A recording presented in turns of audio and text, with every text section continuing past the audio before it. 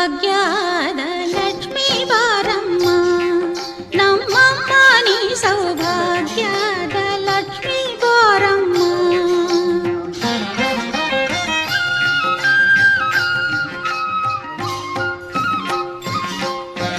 ಗೆಜ್ಜೆ ಕಾಲ್ಗಳ ಧ್ವನಿಯ ತೋರುತ್ತ ಹೆಜ್ಜೆಯ ಮೇಲೆ